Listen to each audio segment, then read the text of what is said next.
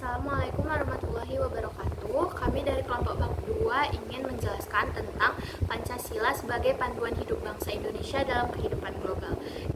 Di sini kami akan membahas 4 cakupan materi. Yang pertama yaitu pengertian kehidupan global, kedua kekuatan dan peluang bangsa Indonesia dalam menghadapi kehidupan global, ketiga kelemahan dan tantangan bangsa Indonesia dalam menghadapi kehidupan global, dan yang terakhir adalah Pancasila sebagai pemandu bangsa Indonesia dalam menghadapi kehidupan global.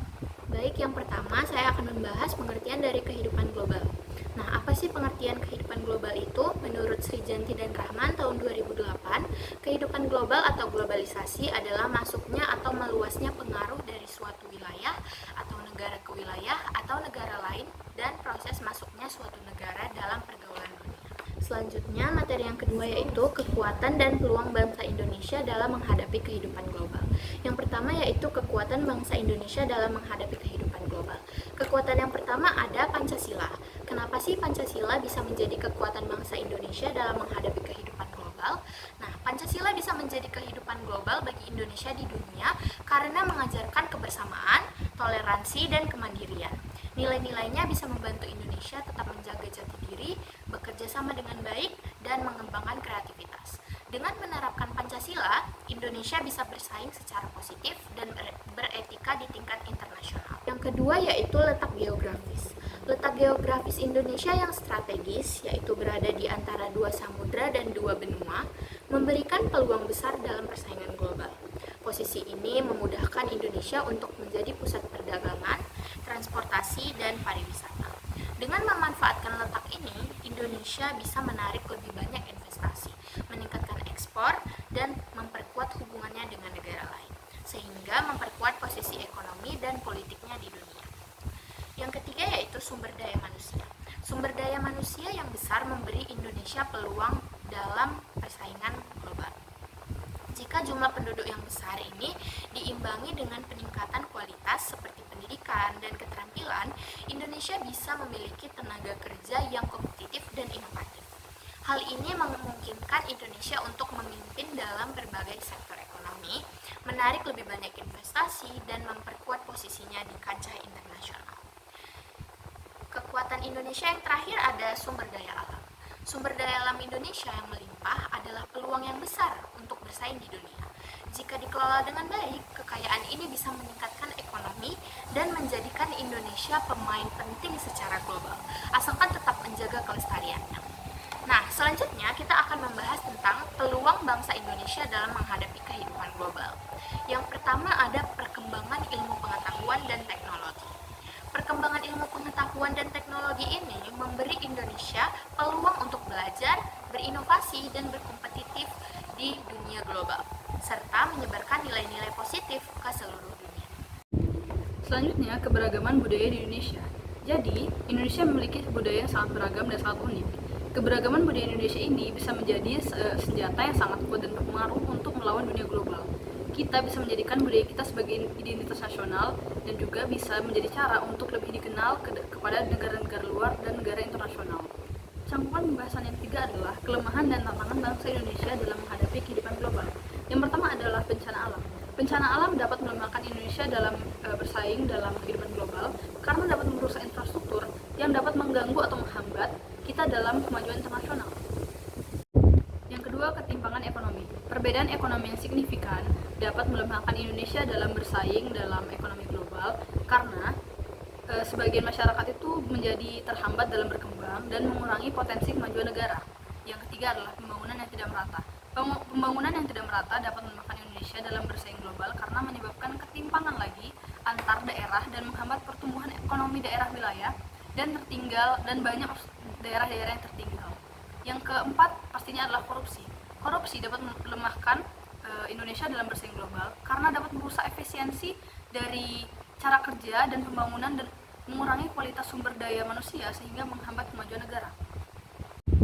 Cakupan pembahasan yang ketiga adalah tantangan bangsa Indonesia dalam menghadapi kehidupan global. Yang pertama adalah masuknya paham atau ideologi luar. Masuknya ideologi luar dapat menjadi ancaman atau menjadi tantangan karena dapat mengancam Pancasila, menimbulkan konflik dan melemahkan persatuan, sehingga menghambat kemajuan Indonesia dalam tingkat global. Selanjutnya yaitu masuknya budaya luar. Masuknya budaya luar menjadi tantangan bagi Indonesia karena dapat mengancam nilai-nilai budaya lokal, mengurangi identitas nasional, dan menyebabkan konflik sosial. Hal ini bisa melemahkan persatuan dan menghambat kemampuan Indonesia untuk bersaing di kancah global. C. Yaitu hoax and posture. Hoax and posture menantang Indonesia dalam bersaing global karena menyebarkan informasi palsu yang bisa membingungkan masyarakat dan merusak reputasi negara, sehingga menghambat kemajuan dan persatuan. D. Yaitu stereotip dan stigma masyarakat global. Stereotip dapat menghambat karena pandangan negatif yang berkembang dapat merusak citra negara, mengurangi kepercayaan internasional, dan menghalangi peluang kerjasama atau investasi, sehingga membatasi kemampuan negara untuk bersaing secara global. E. Individualisme. Individualisme dapat menjadi tantangan karena bertentangan dengan nilai-nilai kebersamaan dan kekeluargaan yang penting di Indonesia. Hal ini bisa mengurangi solidaritas sosial, menghambat kerjasama, dan mengganggu kemampuan Indonesia untuk bersaing secara efektif di kancah global. F. Radikalisme. Radikalisme bisa menjadi tantangan besar bagi Indonesia karena dapat mengancam stabilitas dan persatuan bangsa.